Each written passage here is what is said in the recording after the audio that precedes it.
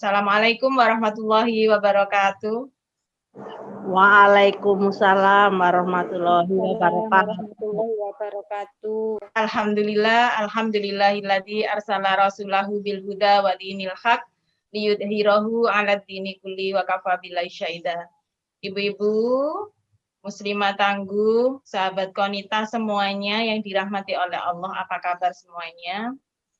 Alhamdulillah, hari ini kita bisa bertemu lagi meskipun masih dalam posisi online begitu ya, kajian online, tapi kita bersyukur semoga ibu-ibu semua yang ada di sini, yang ada di grup Muslimah Tangguh senantiasa dilindungi oleh Allah, senantiasa diberikan kesehatan, keluarga kita sehat, dan mudah-mudahan kita hari ini masih tetap istiqomah untuk senantiasa mengkaji ilmu-ilmu Allah. Ibu-ibu rahimakumullah, alhamdulillah hari ini kita sudah menginjak Muslimah Tangguh, kajian Muslimah Tangguh episode 25. Alhamdulillah, nggak terasa ya ibu-ibu, hampir kurang lebih 1 tahun. Mudah-mudahan kita tetap istiqomah, kita tetap merasa butuh dengan Islam, kita merasa mewajibkan diri kita untuk senantiasa mengikatkan diri dengan syariat Islam, dengan tetap mengikuti kajian Muslimah Tangguh pada setiap Jumat ketiga di tiap bulannya. Baik ibu-ibu rahimakumullah, untuk menambah keberkahan pada sore hari ini, kita awali pertemuan kita dengan bacaan Ummul Quran Suratul Fatihah. Syai'ulillahi lahumul Fatihah. A'udzubillahi minasyaitonir.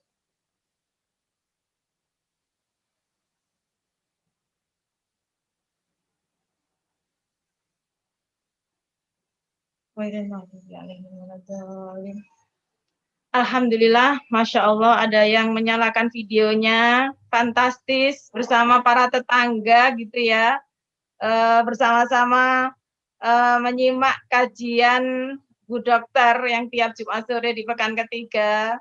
Halo, apa kabar Ibu? Ibu Siati mengajak tetangganya untuk ikut serta. Wah, keren Bu. Baik ibu-ibu rahimakumullah. Alhamdulillah banyak sekali permintaan yang masuk karena memang topiknya sangat menarik sekali dan sangat kita butuhkan bersama pada era kali ini. Dan tema kita pada episode ke-25 hari ini adalah melindungi dan mencegah Ananda dari kejahatan seksual. Dan ibu-ibu yang baru bergabung, seperti biasa pada setiap Jumat di Muslimah Tangguh, Jumat ketiga di Muslimah Tangguh pada kali ini senantiasa diisi oleh yang sudah hadir di tengah-tengah kita, Ustadzah Dr. Faiza Rosida, ibu yang insya Allah ibu-ibu sudah pada kenal semua ya. Beliau juga mengisi di Radio El Victor, terus banyak forum-forum kajian muslimah yang beliau isi, baik offline maupun online. Kalau kali ini mungkin lebih banyak online ya. Beliau tentunya adalah seorang dokter dan sekaligus dai dan juga konsen untuk membahas tentang topik-topik perempuan, generasi, dan keluarga. Baik ibu-ibu, langsung mari bersama-sama kita dengarkan apa yang menjadi topik kita pada sore hari ini. Untuk itu saya persilakan Dok. Oke, terima kasih Bu Aini. Bismillahirrahmanirrahim. Assalamualaikum warahmatullahi wabarakatuh. Alhamdulillah. Waalaikumsalam warahmatullahi wabarakatuh. Alhamdulillah. Hamidannillah musallian ala Rasulillah la haula wala quwata illa billah. Rabbi shrahli sadri wa yassirli amri wa hlul 'uqdatam min lisani yafqahu qawli. Rabbi zidna ilma warzuqna fahma. Alhamdulillah ibu-ibu, para peserta yang sudah hadir di pelataran Zoom Muslimah Tangguh pada sore hari ini. Alhamdulillah kita diperkenankan oleh Allah bertemu kembali dalam majelis ilmu kita yang meskipun sekarang jadi 1 bulan sekali, insya Allah tidak mengurangi semangat kita untuk menemukan solusi-solusi Islam, penjelasan-penjelasan Islam terkait dengan berbagai macam persoalan yang kita hadapi sehari-hari. Karena itu ibu-ibu, saya ingin mengawalinya dengan tetap mengingatkan diri saya sendiri dan mengajak ibu-ibu semua untuk senantiasa menyanjungkan rasa syukur kita kepada Allah Subhanahu wa taala atas segala limpahan nikmat yang telah diberikan kepada kita, termasuk kesehatan, termasuk keimanan dan keislaman kita, dan juga digerakkannya kita untuk tetap hadir dalam majelis yang mubarakah, sebuah majelis yang di sini akan disebut asma Allah, diagungkan hukum-hukumnya, dikaji hukum-hukumnya, ilmunya untuk kemudian kita amalkan. Semoga yang sudah kita niatkan sejak dari awal kita hadir di sini adalah tercatat di sisi Allah sebagai amal soleh. Amin. Yang kedua, sholawat dan salam semoga tetap senantiasa tercurah kepada Rasulullah Muhammad SAW beserta seluruh keluarga beliau, orang-orang yang sahabat beliau, dan orang-orang yang meneruskan perjuangan beliau hingga yaumul kiamat. Ibu-ibu yang dimuliakan Allah, biasanya memang pesertanya rata-rata 25 sampai 30 begitu ya Bu ya. Dan kita biasanya memulai pukul 4, tapi sengaja saya tulis di publikasi itu agak awal untuk pensuasanaan, dan seandainya, harapan saya seandainya sudah ngumpul banyak, kita akan mulai lebih awal karena presentasi yang sudah saya siapkan ini 40-an lembar, karena memang ternyata cukup banyak yang harus disampaikan kalau kemudian mau menjawab tuntas pertanyaan seputar bagaimana cara Islam melindungi dan mencegah generasi dari kejahatan seksual. Saya ingin cerita sedikit tentang kenapa saya angkat topik ini. Jadi pada bulan terakhir ya, bulan ini, dalam 1 bulan ini tuh sangat, saya bilang sangat banyak karena lebih dari, artinya bukan hanya 1 orang 2 orang, ada beberapa ibu beda kota, beda pesantren tempat anak-anak mereka disekolahkan, kok kebetulan begitu ya, qadarullah mengkonsultasikan hal yang sama, yaitu mereka menyampaikan sebuah berita yang mengagetkan, bagi mereka sangat mengagetkan, karena katanya anaknya di pondok itu menjadi pelaku homoseksual. Yang cukup miris itu bahkan ada yang anaknya itu masih usia SMP, nanti kan baru saja di pondok kan, ini baru saja. Ada yang barusan lulus SD, ada yang sudah SMA. Kalau saya pribadi, kalau level di atasnya, kampus, itu sudah beberapa kali saya menemukan fenomena generasi muda Islam yang terkena perilaku seksual menyimpang begini ini, yaitu LGBT itu. Kebetulan mereka adalah mahasiswa yang jadi pasien di tempat kami mengabdi sebelumnya, dan itu adalah kampus Islam. Beberapa datang karena mengalami, sudah nggak sekedar melakukan perilaku seksual menyimpang, tapi sudah mengalami infeksi ya, menular seksual. Jadi datang itu karena ada kencing bernanah dan seterusnya. Dan fenomenanya hari ini, LGBT ini juga tidak hanya menimpa atau tidak hanya dialami oleh atau dilakukan oleh generasi muda. Pada kesempatan yang lain, ketika saya berkesempatan mengasuh majelis taklim ya, yang pesertanya itu adalah para dosen, banyak diantaranya dosen-dosen di kampus perguruan tinggi negeri, itu kemudian ada yang mengkonsultasikan suaminya yang itu ya usianya ya sudah sudah sepuh ya, sudah tua ya, bukan generasi muda, pejabat, profesor, intelektual, ternyata juga ada kejadian yang sama. Dan ini sebenarnya mengkonfirmasi fenomena gunung es ya. Fenomena gunung es, kerusakan keluarga dan generasi yang dialami oleh umat ini, oleh bangsa ini. Karena itu karena keterbatasan kesempatan ketika saya menjawab beberapa pertanyaan yang muncul itu, agar kemudian bisa menjadi sebuah sarana saya menjelaskannya itu dengan lebih detail dari awal sampai akhir yang sekiranya diperlukan, dan itu nanti bisa ada rekaman yang bisa di-share begitu, yang bisa kita setiap kali ada yang membutuhkan kan tidak perlu menyampaikan ulang, tinggal menyampaikan linknya begitu. Maka saya mengangkat topik tersebut dalam kajian Muslimah Tangguh pada kesempatan kali ini. Saya mohon izin untuk melakukan share screen. Sudah terlihat kan Ibu? Sudah ya? Jadi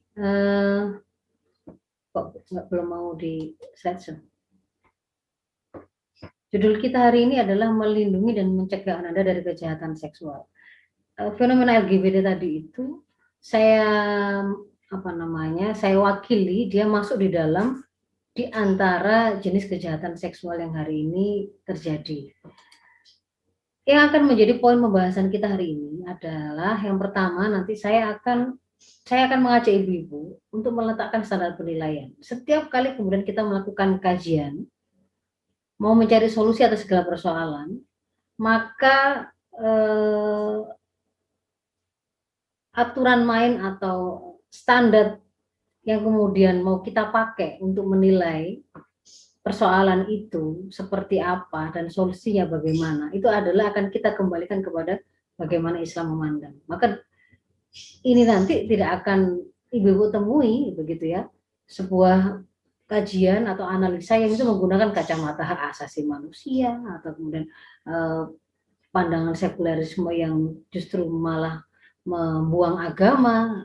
Tidak, ini khas, kajian kita khas ini adalah kajiannya seorang muslimah yang taat kepada syariah Allah, yang kemudian ketika dia menghadapi persoalan apapun dia akan bertanya kepada Islam. Jadi poin pembahasannya pertama kita akan meletakkan dulu standar penilaian. Mungkin ada ibu yang baru bergabung hari ini biar paham begitu ya, fondasinya dapat. Itu yang pertama. Lalu kemudian kita akan samakan definisi apa yang mau kita bahas.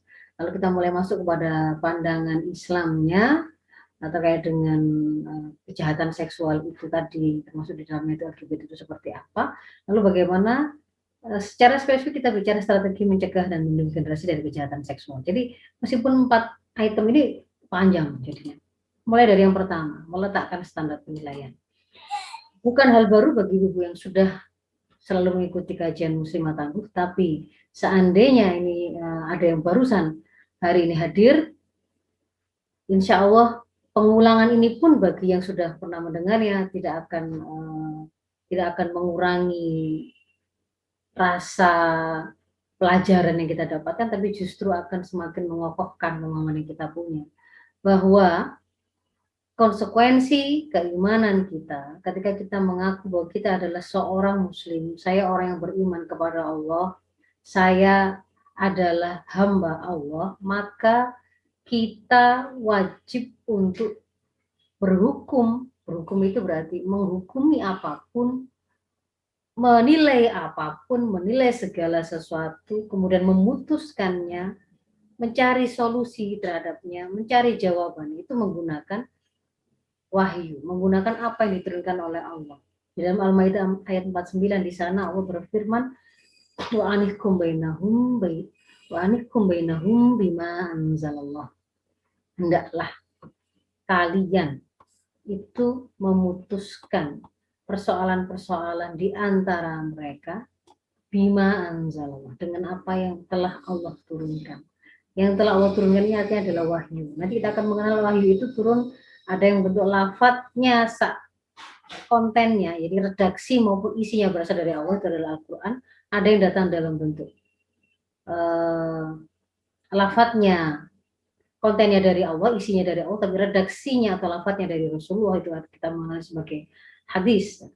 Kemudian kita juga mengenal beberapa sumber hukum yang lain yang bisa kita buktikan itu juga berasal dari wahyu, karena Al-Quran dan As-Sunnah atau hadis itu menunjukkannya, yaitu ijma' sahabah, ya, yang itu memiliki fungsi menjadi mu'abbir atau penyingkap dalil yang difahami secara jamak, secara ijma' oleh para sahabat, tetapi redaksinya itu tidak tersampaikan kepada kita.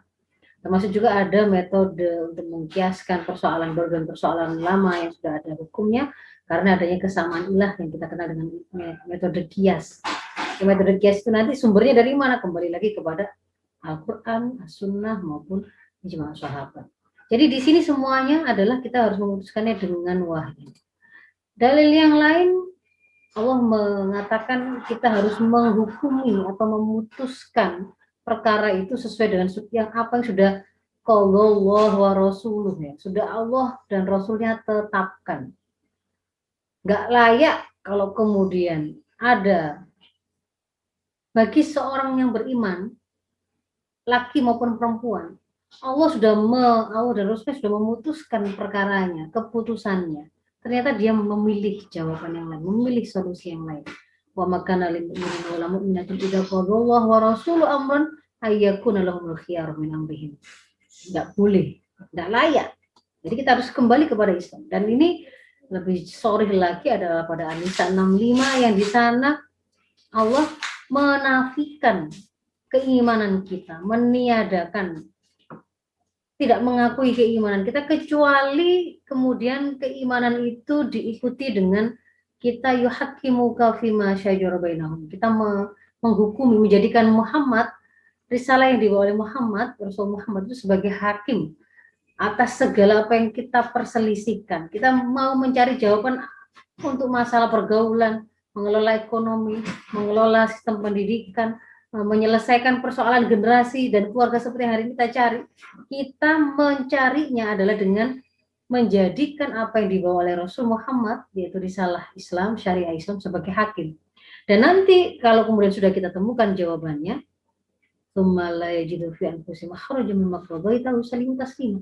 kita akan menerima keputusan itu tadi, jawaban Islam tadi itu dengan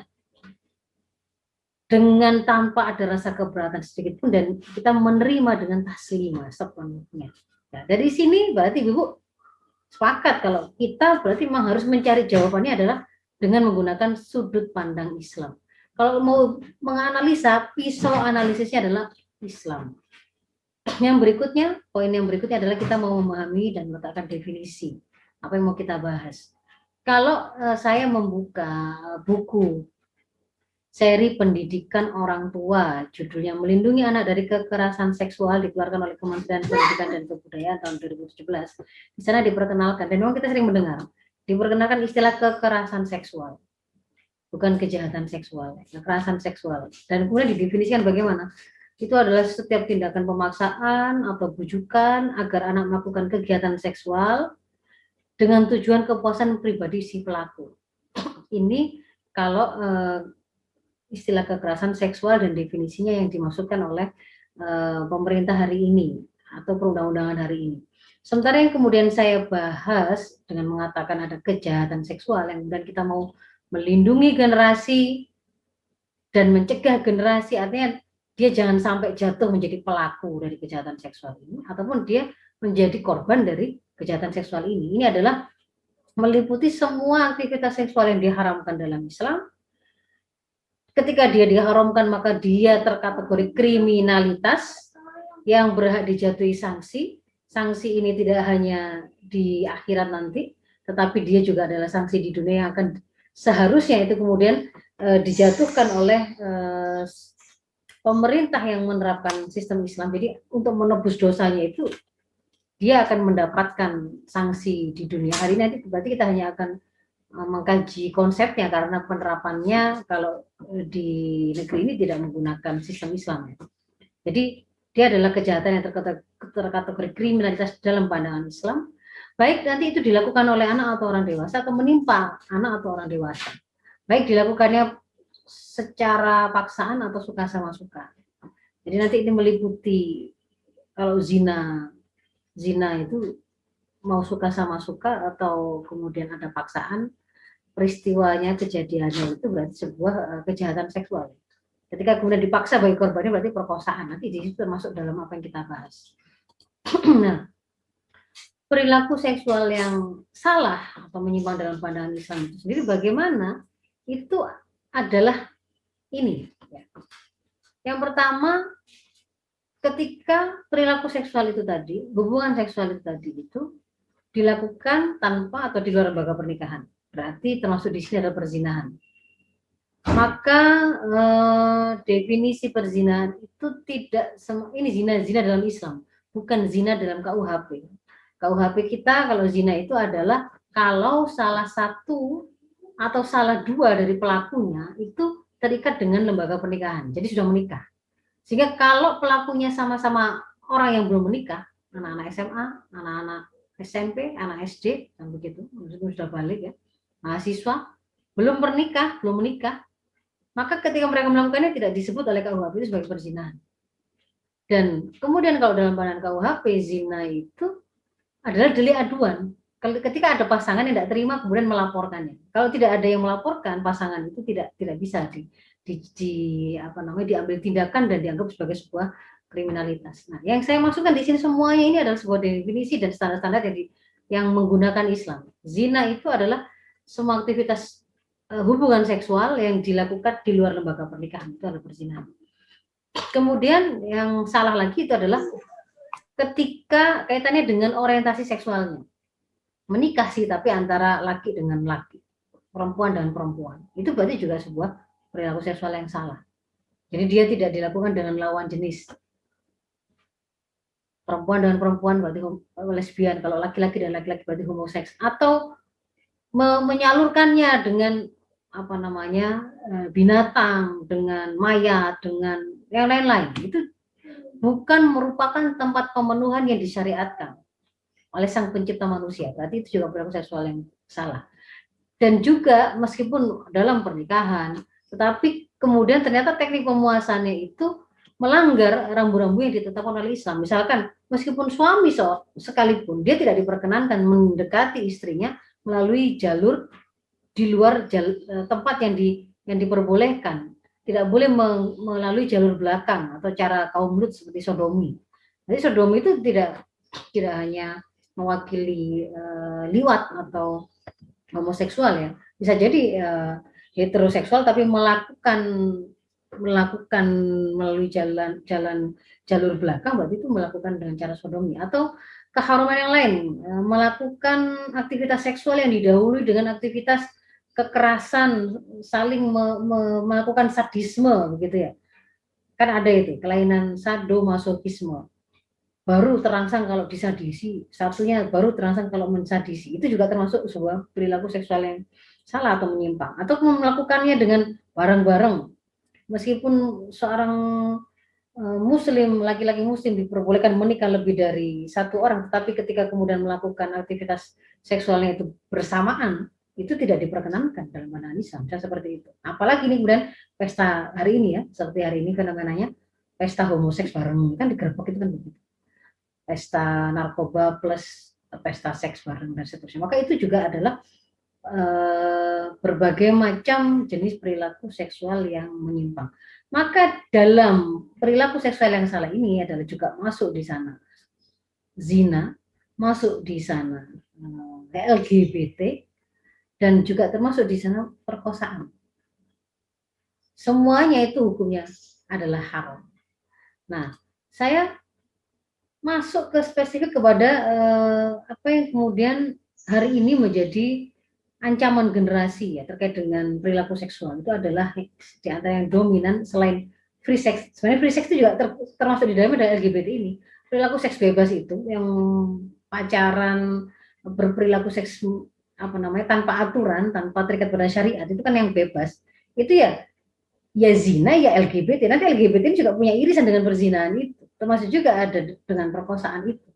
Nah, Maka kita akan masuk untuk membahas tentang LGBT itu dalam pandangan Islam bagaimana. Ini poin kita yang ketiga.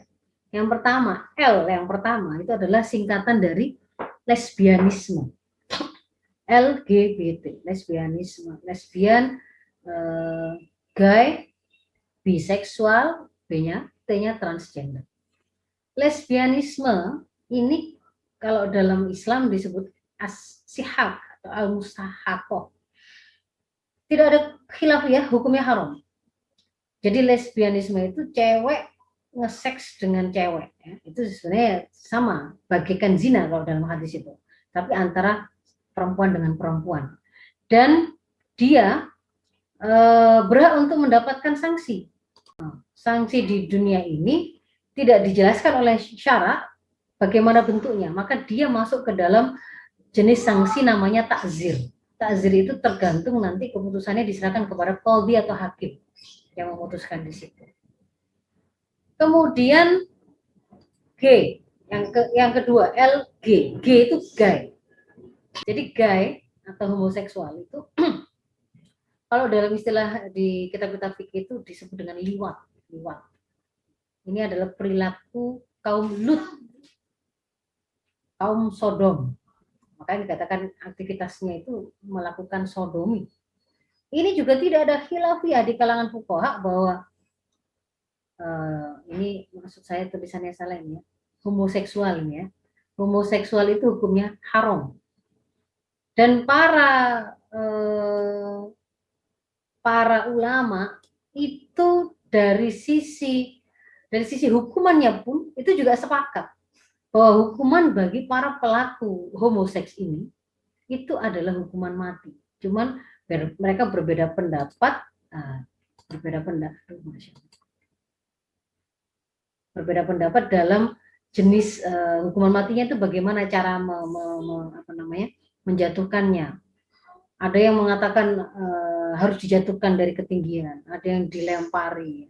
Tapi tidak ada perbedaan bahwa hukumannya adalah hukuman mati. Dalil keharamannya sangat jelas, lafaz-lafaznya sharih. Perbuatan kaum Lut itu oleh Allah dinyatakan dilaknat, dikutuk. Siapa yang melakukan perbuatan kaum Nabi Lut itu sampai diulang 3 kali kalau dalam hadis yang diriwayatkan oleh Ahmad. Rasul mengatakan Allah itu melaknat siapa saja yang berbuat seperti kaumnya Nabi Lut. Kaumnya Nabi Lut itu mereka menikah, juga punya istri, juga punya anak, begitu.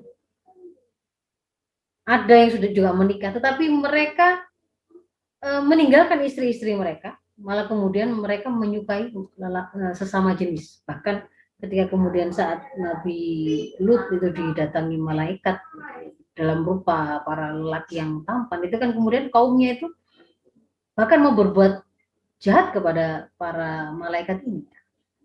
Jadi sodomi atau gay atau homoseksual itu adalah haram hukumnya. Dia perbuatan maksiat yang besar. Di dunia dia berhak untuk diberikan sanksi hukuman mati dan tidak ada khilafiyah para fuqaha dalam hal ini. Dan yang diperintahkan itu tidak hanya salah satu pelaku. Diperintahkan itu dibunuh keduanya. Nanti kita akan melihat hikmahnya. Di antara hikmahnya karena memang seperti seperti kisahnya Dracula. Dracula itu kalau sudah kadung dicocok oleh Dracula gitu ya kan gitu ya, maka dia akan jadi Dracula. Seorang ketika kemudian dia pernah melakukan aktivitas sodomi ini tadi, melakukan aktivitas seksual sesama jenis gay atau homo ini, itu mereka nanti juga akan, jadi mulanya mungkin awalnya dia dipaksa, tapi kemudian dia dipuaskan di situ, maka itu ternyata kemudian bisa menjadi sebuah hal yang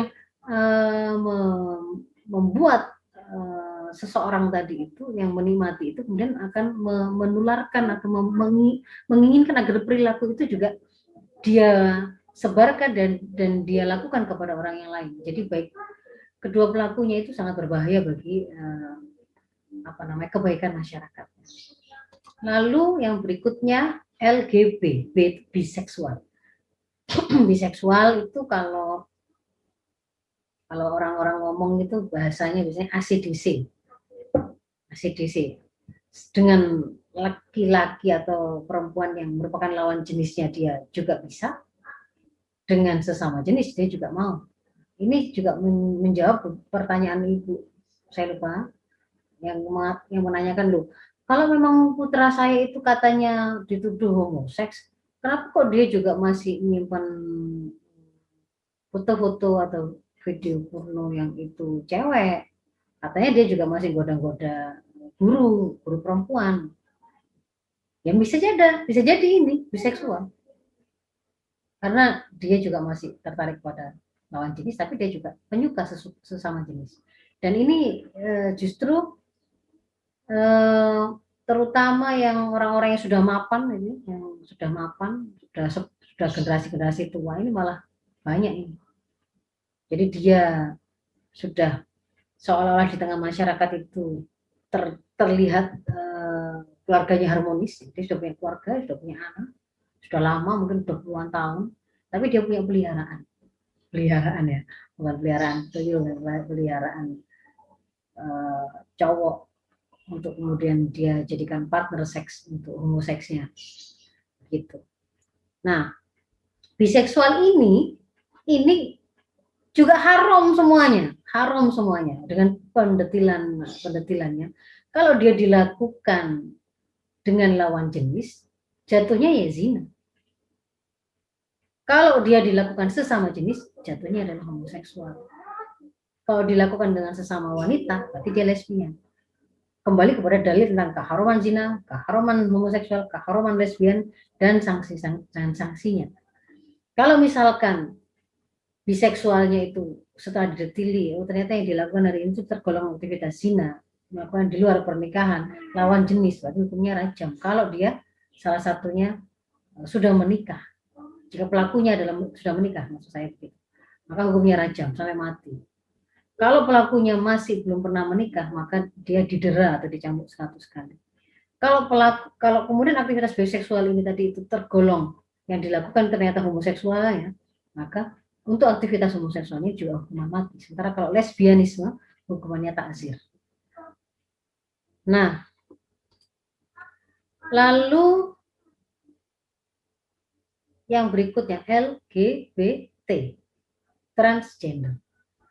Transgender ini gampangannya, definisinya itu adalah orang biasanya mengatakan seseorang yang merasa terjebak, ya, jadi identitas seksualnya itu terjebak dalam tubuh yang salah.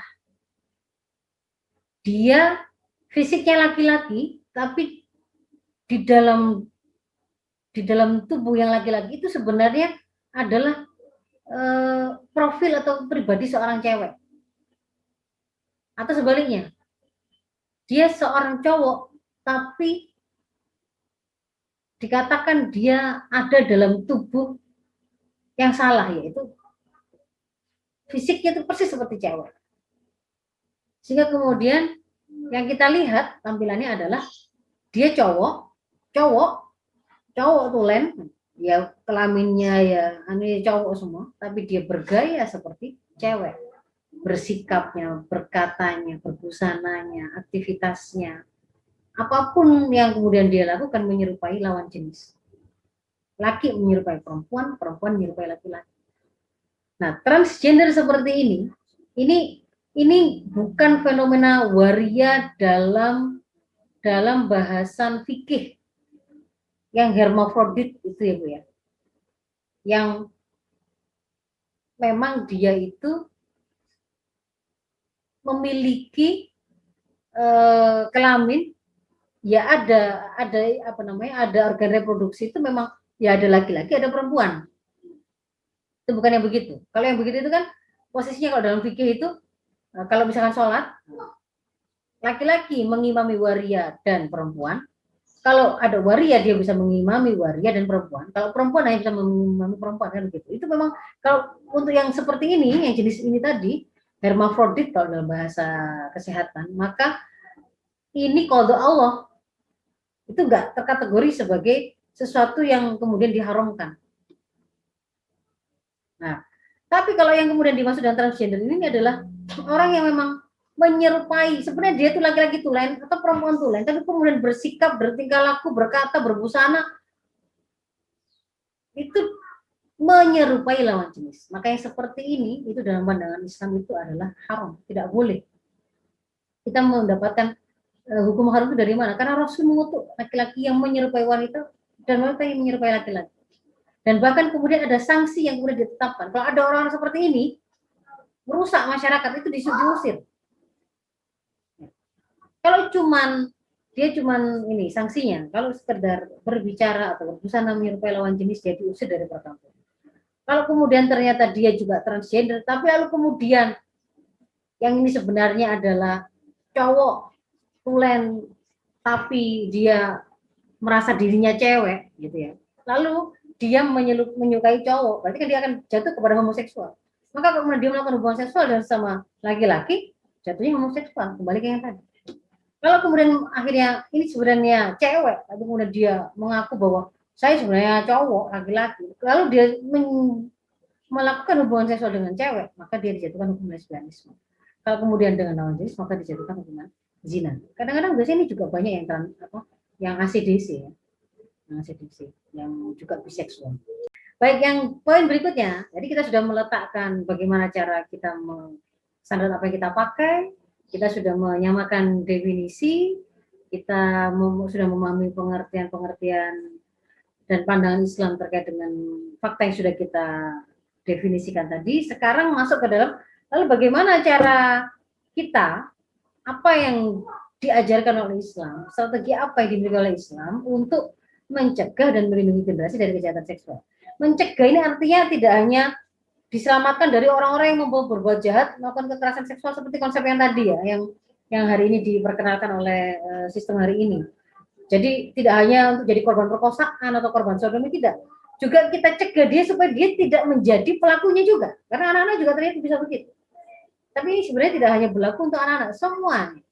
Strategi ini itu akan membuat kaum muslimin itu tercegah dan terlindungi dari melakukan perilaku seksual yang menyimpang atau haram. Yang pertama, strategi yang pertama itu adalah terkait dengan kewajiban pendidikan dan pengasuhan anak yang itu diarahkan untuk membentuk profil tertentu, yaitu ijazah syakhsiyah Islamiyah. Memiliki akliyah Islam yang tinggi, memiliki nafsiyah Islam yang tinggi, memiliki kemampuan pemahaman terkait dengan sakofa-sakofa Islam yang bagus, yang kemudian pemahaman itu mengikat semua hawa nafsunya. Nafsiyahnya itu akhirnya kemudian dikendalikan oleh pemahaman yang dia punya. Sehingga tampilannya dia adalah generasi orang-orang, anak-anak yang bertakwa dimanapun dia berada. Ini nanti akan menjadi sebuah modal dasar yang akan membentengi dia dimanapun. Karena benteng pertama untuk mengokohkan penerapan Islam itu adalah ketakwaan individu, level pertamanya. Dan ini hanya bisa kita dapatkan dengan sebuah proses pendidikan yang memang ditujukan untuk membentuknya. Selama ini kita sudah banyak membahas panjang lebar di sini, apa yang dimaksud dengan kepribadian Islam, bagaimana mendidik anak dalam pandangan Islam, pendidikan berbasis usia itu seperti apa, berbasis akidah itu seperti apa, berbasis orang tua sebagai penunjuk itu seperti apa, sudah pernah kita bahas. Ibu-ibu yang menginginkan mengetahui hal tersebut nanti bisa melihat ulang video rekaman kajian Muslimah Tangguh episode sebelumnya. Jadi yang pertama ini adalah kaitannya dengan kewajiban orang tua untuk menghasilkan, melahirkan anak-anak yang dititipkan oleh Allah dalam keadaan fitrah itu tetap dalam fitrahnya sampai dia kembali diambil oleh yang memberi amanah, itu kembali kepada Allah, tetap dalam fitrahnya. Fitrah itu adalah dia beriman kepada Allah, dan dia melaksanakan atau taat kepada apa yang menjadi aturan yang ditetapkan oleh Allah. Itulah takwa. Lalu secara spesifik ada konsep pendidikan seksualitas dalam Islam. Yang ini bagaimana cara melakukannya? Dilakukan sesuai level tumbuh kembang anak. Termasuk di situ adalah level tumbuh kembang kematangan nalurinya, level berkembangnya kemampuan berpikirnya, perkembangan otaknya, indranya. Jadi sesuai level itu, ini pernah kita bahas bagaimana yang dimaksud dengan proses berpikir itu ya.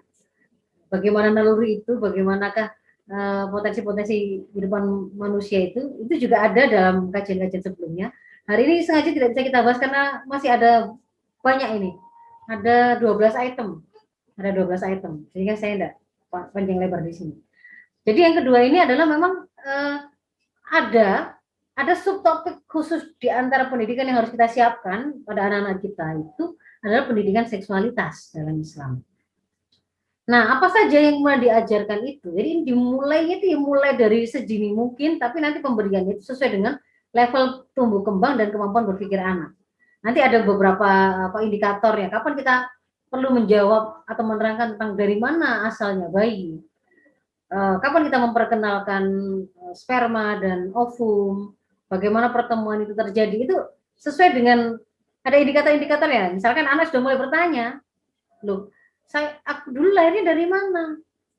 Kok bisa ada aku di perut umi kan begitu? Itu mulai, berarti sudah mulai level berpikirnya sudah mulai bisa untuk diajak memahami tentang hal tersebut. Begitu. Nah, apa saja yang kita sampaikan? Yang pertama adalah basisnya dulu. Bagaimanapun juga selalu akidah. Akidah Islam bahwa Allah Al-Khaliq Al-Mudabbir yang telah menciptakan dia dan semua manusia yang lain, termasuk menciptakan alam semesta semuanya, dunia ini. Semuanya gitu. Allah yang telah menciptakan dan mengaturnya itu memang menciptakan manusia itu dalam dua jenis, laki-laki dan perempuan. Memang Allah menyebutnya begitu. Allah menciptakan manusia itu dari laki-laki dan perempuan. Ada laki-laki dan perempuan. Dan dia mengatakan di dalam Ali Imran 36 itu, walaysa dzakar kal unsa, laki-laki itu beda dengan perempuan. Sebenarnya ketika disebut ada laki-laki ada perempuan, penyebutan yang berbeda itu sebenarnya sudah meniscayakan memang karakternya juga berbeda. Apalagi kemudian ditegaskan laki-laki dzakar itu laisa kal unsa, itu enggak sama dengan perempuan, berbeda. Kita pernah membahas kemudian perbedaan itu terkait dengan keperempuan dan kelaki-lakiannya, ke sifat feminitas maupun kemaskulinannya. Kalau dari sisi keberadaan mereka sama-sama manusianya sama, maka kemudian taklifnya, kalau taklif itu diberikan kepada manusia seperti kewajiban beribadah, kewajiban sholat, kewajiban beramar ma'ruf nahi munkar, kewajiban membayar zakat, kewajiban untuk sholat 5 waktu, itu kan sama. Pahalanya yang diberikan pada laki-laki dan perempuan sama. Kewajiban ketika mereka meninggalkan kewajiban tersebut, maka akan ada azab, ada sanksi juga akan sama baik laki-laki atau perempuan. Tetapi ketika kemudian taklif itu dikenakan kepada karakter khas keperempuanan atau kelaki-lakian, dalam hal ini feminitas dan maskulinitasnya, karena profil fisik perempuan itu berbeda dengan laki-laki, meskipun sama-sama ada perintah menutup aurat, ada perbedaan batasan menutup auratnya itu seperti apa. Ketika kemudian ada perintah untuk melakukan amar ma'ruf nahi munkar gitu ya. Meskipun itu sama, tetapi kemudian kita juga mengenal ada batasan-batasan interaksi, ada batasan-batasan amal yang kemudian harus dipenuhi oleh seorang perempuan yang itu berbeda dengan laki-laki.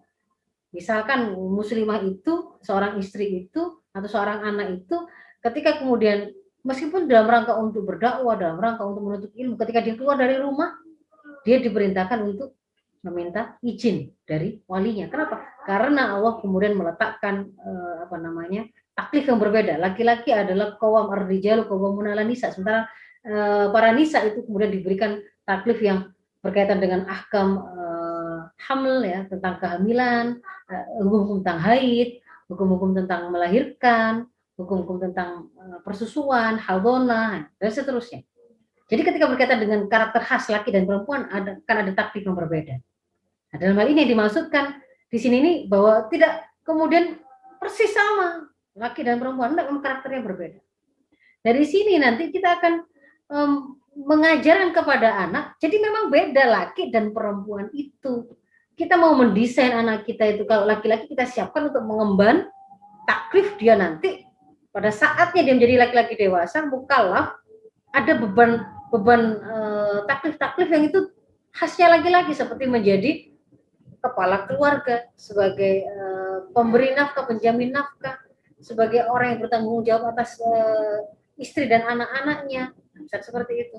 Itu kemudian berarti kita ada di situ, ada di antaranya adalah pelajaran tentang keberanian, pelajaran tentang tanggung jawab, pelajaran tentang ketegasan untuk mengambil keputusan dan seterusnya gitu ya.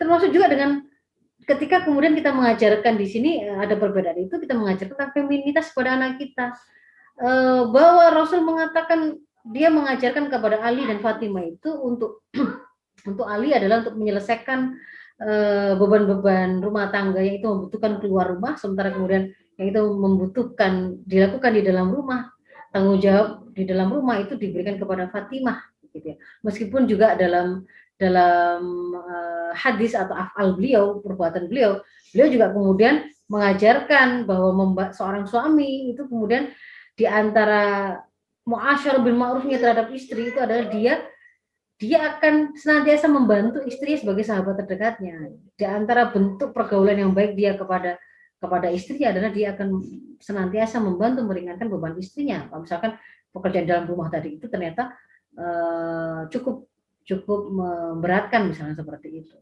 Nah, jadi di sini juga akan membuat mereka firm atau kuat dengan identitas saya laki-laki, saya perempuan, jelas. Bukan kemudian sama saja, sama persis, laki perempuan sama. Enggak, ada perbedaan. Maka ada hal yang sama, kita ajarkan secara sama. Taklif yang itu ditetapkan oleh Islam hanya memandang kepada aspek kemanusiaan, ya sama. Kamu harus sama-sama berani menyuarakan kebenaran, sama itu. Harus kemudian sama-sama menuntut ilmu setinggi mungkin karena yang diperintahkan oleh Islam juga sama, karena keimanan itu adalah saudara kembar iman. Kenapa orang Islam itu berusaha menuntut ilmu? Karena diperintahkan oleh keimanannya. Allah yang memerintahkan begitu. Sama. Tetapi kemudian untuk cara berbusana berbeda. Bagaimana kemudian cara berdandan, cara berbicara berbeda. Yang kedua, adanya konsep pemisahan kehidupan jamaah pria dan wanita. Dalam pandangan Islam, memang jamaah ini, masyarakat ini yang terdiri laki dan perempuan itu kemudian tidak kemudian dia itu tanpa diatur, campur baur dalam kehidupan khusus maupun umum, laki dan perempuan bisa ketemu kapanpun dimanapun untuk urusan apapun, tidak seperti itu. Hukum asalnya adalah jamaah pria dan wanita itu terpisah dan mereka boleh bertemu, melakukan interaksi ketika itu dalam kerangka ta'awun, dalam rangka taat kepada Allah untuk merealisir kemaslahatan kehidupan masyarakat. Tidak bisa hidup sendiri-sendiri, karena itu mereka pasti akan bertemu. Misalkan kemudian di antaranya adalah hajah syar'i untuk menuntut ilmu, diperbolehkan murid perempuan bertemu dengan guru laki-laki atau sebaliknya. Untuk mendapatkan layanan kesehatan, ketika memang kemudian pemberi yang memiliki kemampuan untuk memberikan layanan itu ternyata memang hanya beberapa orang tertentu, pakar itu jumlahnya tidak banyak, maka diperbolehkan di situ. Bahkan ketika dibutuhkan misalkan membuka aurat yang dibutuhkan melakukan operasi, misalkan operasi tertentu yang kemudian di situ mengharuskan ada pertemuan laki dan perempuan, maka untuk hajah itu tadi itu diperbolehkan. Dan ketika sudah selesai, nanti ketika dilakukan hajah itu pun ada rambu-rambunya, yang harus dipenuhi. Misalkan tidak boleh kemudian khalwat, tidak boleh kemudian di situ melakukan interaksi di luar kebutuhannya. Jadi perlunya itu sebenarnya jual beli, saya mau membeli minyak goreng gitu. Maka sebenarnya diperbolehkan kita membeli ke penjual yang itu berbeda lawan jenis, jamaah perempuan misalkan, kemudian ke pasar yang berjualan kebetulan laki-laki, ya diperbolehkan, atau sebaliknya. Tetapi kemudian ketika interaksi itu dilakukan harus mengikuti rambu-rambu Islam, tidak boleh kemudian di situ ada unsur misalkan kemudian menanyakan hal yang sifatnya private, apakah sudah menikah, rumahnya di mana, kok kelihatan cantik, ibu pakai baju ini, pakai itu tidak boleh gitu. Cukup apa yang menjadi keperluannya tadi. Ada keperluan untuk jual beli selesai. Setelah itu kembali ke kehidupan asal masing-masing. Dan tidak ada begitu urusan privat, urusan privacy, personal, pribadi, curhat, pijet-pijetan, itu di kehidupan umum. Itu terjadi pada hayatul khas, kehidupan khusus. Nanti kita akan terangkan. Lalu yang berikutnya, adanya kewajiban untuk memisahkan tempat tidur anak. Ya, itu ada penjelasannya ada pada hadis, ada hadis riwayat Abu Daud sama nanti Al-Hakim. Di hadis riwayat Abu Daud, ini juga menjadi hadis tentang perintah mengajarkan sholat, gitu ya. Bahwa Rasulullah memerintahkan muru auladakum bisolah wahum abna sab'a sinin wadribuhum 'alaiha wahum abna 10 sinin. Wa fariqu bainahum fil madaji. Rasul mengatakan perintahkanlah anak-anak kalian untuk sholat itu ketika mereka umur 7 tahun. Sudah dibiasakan diperintahkan untuk 7 tahun. Ketika sudah 10 tahun, pukullah kalau mereka tidak sholat dan pisahkanlah tempat tidur mereka. Di sini tidak jelas. Ini berarti memisahkannya mulai 7 atau 10 kan begitu. 7 atau 10. Kalau Imam Abdul Al-Khurasi mengatakan memang kalau hadis ini dalilnya ini bicara tentang anak-anak di bawah umur ya, maksudnya belum balik.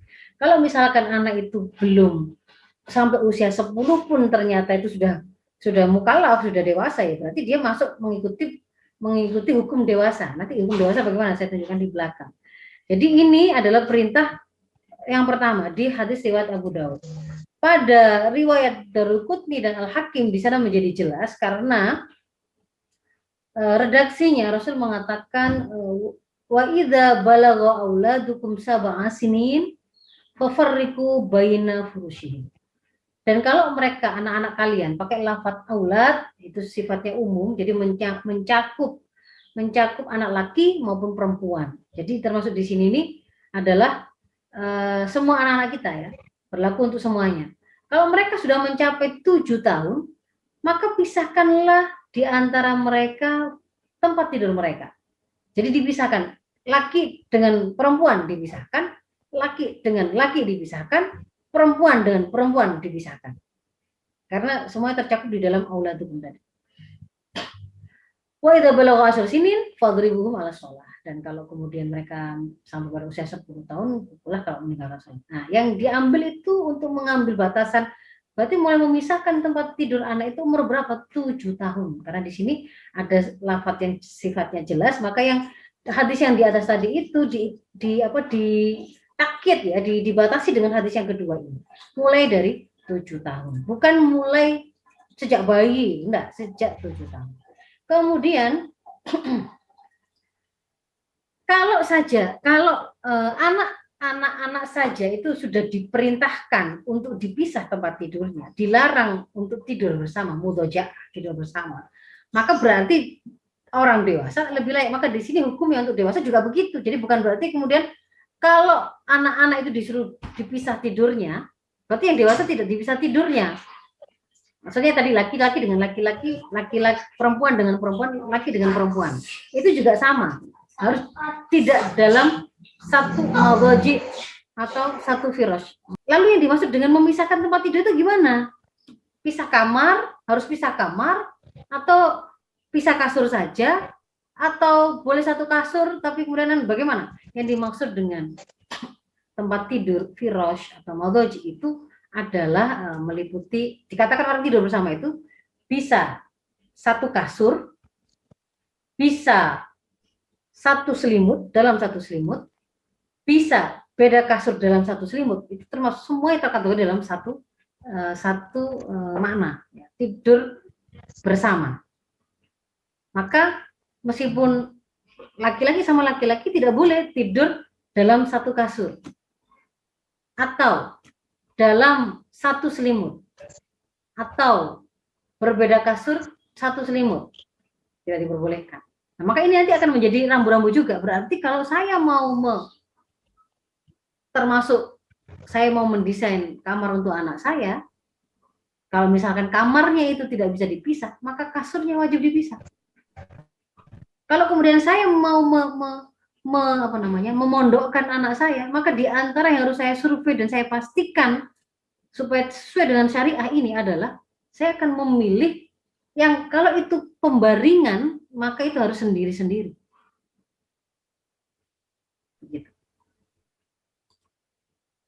Jadi fakta satu tempat tidur itu adalah satu kasur, satu selimut atau satu selimut. Satu kasur meskipun dua selimut sama, dua kasur tapi satu selimut juga sama. Kemudian yang keempat, masih keempat ya, masih ada 12. Adanya konsep untuk meminta izin. Adanya konsep ada hayatul khos, ada hayatul am. Ini hanya ada dalam Islam, ibu-ibu. Apa yang dimaksud dengan hayatul khos, apa itu yang dimaksud dengan hayatul am? Kehidupan umum itu adalah sebuah kehidupan yang kalau kita mau memasukinya, kita tidak butuh izin. Seperti kita ada di jalan-jalan, kita ke masjid, kita naik bemo, kita memasuki ke gedung-gedung layanan publik yang itu mau dibuka untuk umum, itu berarti kehidupan umum. Tetapi kalau kemudian untuk memasukinya itu ada dibutuhkan izin, itu adalah kehidupan khusus dan wajib kemudian dimintai izinnya. Contohnya adalah rumah pribadi, mobil pribadi, tempat satu klub tertentu. Untuk memasukinya membutuhkan izin, berarti itu juga itu termasuk kehidupan khusus. Maka untuk memasuki kehidupan khusus itu adalah aurat bagi dalam pandangan Islam. Tidak boleh orang umum melihatnya. Maka tidak boleh ada orang asing itu ngintip-ngintip untuk melihat kehidupan khusus seseorang. Makanya kalau bertamu pun dalam Islam adabnya adalah dia tidak mengincang, tidak lihat di kaca menelisik di dalamnya ada orang apa enggak pakai begitu, enggak boleh. Dia menjaga diri hanya menampak apa yang ditampakkan di luar yang menjadi haknya. Ketika kemudian 3 kali dia sudah mengetok atau salam atau ngebel dan tidak ada jawaban, dia diperintahkan kembali. Ya, jadi itu. Lalu, jadi ini nanti juga akan menjadi sebuah ibrohnya itu ya, ketika ada konsep kehidupan khusus dan kehidupan umum ini, tidak boleh di antara hukumnya itu memasukkan orang asing kehidupan khususnya tanpa izin. Ada ibu ada di rumah sendirian, kemudian memasukkan laki-laki asing tanpa seizin suami ke rumahnya, itu tidak boleh juga. Maka di situ juga tidak ada ceritanya seorang anak kos misalkan gitu ya, mahasiswa gitu. Hayatul khosnya dia, kehidupan khususnya dia itu adalah kamarnya. Atas nama menerima tamu, kemudian laki-laki dia masukkan ke kamar, ini jelas tidak mungkin ada itu dalam pandangan Islam, tidak boleh ada. Maka dia akan keluar ke tempat umum. Karena kalau dia memasukkan orang asing tadi, laki-laki asing lawan jenis tadi ke dalam kamarnya, maka dia akan terkena yang namanya kholwat. Orang lain, orang ketiga kan tidak bisa masuk ke situ tanpa diizinkan oleh keduanya. Itu definisi kholwat kan. Satu forum, satu majelis yang untuk memasukinya, orang ketiga itu mau masuk itu tidak bisa, kecuali mendapatkan izin dari keduanya. Ya, mojok bahasa anak-anak hari ini. Lalu yang berikutnya adalah bagian dari pendidikan seksualitas itu adalah menanamkan rasa malu dan memperkenalkan adanya kewajiban menutup aurat dan berpakaian sesuai syariat Islam. Batasan auratnya laki-laki itu begini, di hadapan baik sesama laki-laki pun itu ada batasannya, yaitu antara pusar sampai lutut, sehingga tidak boleh dia hanya memakai paha saja, memakai celana yang sepaha saja, celana yang pendek itu ya, yang di atas paha gitu, atau hanya memakai celana dalam saja, tidak boleh. Demikian pula dengan para wanita, tidak boleh kemudian atas nama perempuan yang di kos-kosan ini semuanya perempuan, kemudian dia menggunakan hot pants gitu ya di rumahnya. Itu dalam Islam tidak boleh, karena batasan auratnya juga ada, perempuan dengan perempuan. Dengan mahramnya juga ada, meskipun sama-sama di rumah dengan keluarganya, dengan saudara laki-laki dan perempuannya, itu juga tidak kemudian tidak ada batasannya. Nah, itu harus diperkenalkan. Maka di situ dia akan juga menjadi anak-anak yang terbiasa memiliki rasa malu untuk tidak terlihat auratnya sembarangan, tidak terungkap, tidak boleh orang itu melihatnya. Nah, ini digabung dengan ada kewajiban menutup aurat, ada kewajiban menjaga pandangan, ghadul basar. Ghadul basar itu batasannya adalah kita bukan menunduk begini ya, menundukkan pandangan kan. Ya ghudzu min absarin, kalau nanti dibuka di ayat ini di An-Nur 30:31 itu. Menundukkan sebagian dari pandangan, artinya tidak semua pandangan berarti nggak boleh nggak lihat sama sekali enggak. Menundukkan sebagian pandangan itu pandangan yang bagaimana? Pandangan terhadap aurat atau pandangan kepada selain aurat tetapi dengan syahwat. Jadi kalau melihat aurat itu haram, melihat selain aurat tapi dengan syahwat juga haram. Sudah yang di hadapan kita itu orang yang dengan baju yang sudah menutup aurat tapi pandangan dengan syahwat. Syahwat itu adalah ada unsur kelezatan atau menikmati kefeminitasan atau kemaskulinan dari orang yang dia lihat. Berarti di situ ada syahwat. Maka harus dialihkan, tidak boleh. Dan pada Islam seperti itu. Maka dari sini akan memunculkan rasa malu yang benar harusnya pada anak-anak itu, sehingga mereka juga jadi orang yang pribadi yang waspada, yang sensitif, bukan orang yang ketika dicolek-colek pahanya itu ya biasa-biasa aja gitu loh, dipegang-pegang lehernya, dipegang-pegang apa namanya dadanya, punggungnya, dipijit-pijit itu dan merasa biasa saja, padahal itu adalah sebuah bagian dari aurat yang dia harus merasa malu kalau itu terlihat. Ada ifah, ada kehormatan yang kemudian dia jaga, maka itu akan menjadi penjaga juga. Mereka akan memiliki tameng atau benteng juga untuk kemudian selalu waspada terhadap tindakan yang itu kok aneh ya, orang itu kok malah menunjukkan auratnya ke saya, nggak ada perlunya. Oh dia membuka celana, kok dia melepaskan celana panjangnya, padahal kan itu kan aurat, meskipun itu ustadznya. Maka dia akan tahu itu nggak bener ini, meskipun itu adalah kakak kelas di pondoknya misalkan, loh kok ngapain, ini kan laki-laki dengan laki-laki di kamar, kan nggak ada salah, kamarnya, kasurnya juga berbeda, nggak ada yang salah, tetapi ketika kemudian loh kok auratnya kok dia ngapain kok membuka bajunya sampai kemudian terlihat auratnya, karena lihat pahanya berarti terlihat auratnya laki-laki tadi, itu kan tidak betul, itu melakukan kemaksiatan, padahal itu kan tidak boleh. Dia akan alihkan itu. Kalau tetap ada di situ, dia akan merasa tidak nyaman, dia akan keluar karena mau menjaga kehormatan kan gitu kan. Maka termasuk di sini adalah ibu-ibu ketika memilih pondok pun itu juga akan melihat ini kamar mandinya ini mencukupi untuk anak-anaknya ada di situ sebagai santri, atau kemudian ternyata desainnya itu mandi bersama malahan. Itu di situ masuk di sini. Kalau mandi bersama kan nanti bisa jadi terlihat aurat satu sama lain, tidak menjaga pandangan satu sama lain, haram hukumnya. Itu harus diperhatikan. Lalu berikutnya, ada hukum khusus lagi nih pada anak-anak.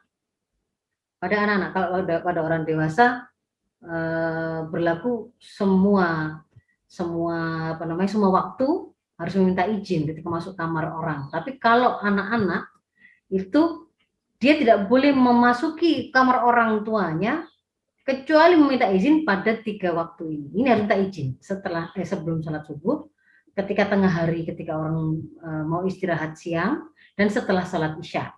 Itu dia harus meminta izin ketika meskipun hanya masuk ke kamar orang tuanya sendiri. Itu diperintahkan di dalam Al-Ahzab 13.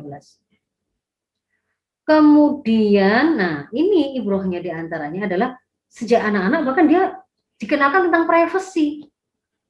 Saya tidak boleh sembarangan masuk ke kamar orang tua saya saja pun saya harus minta izin.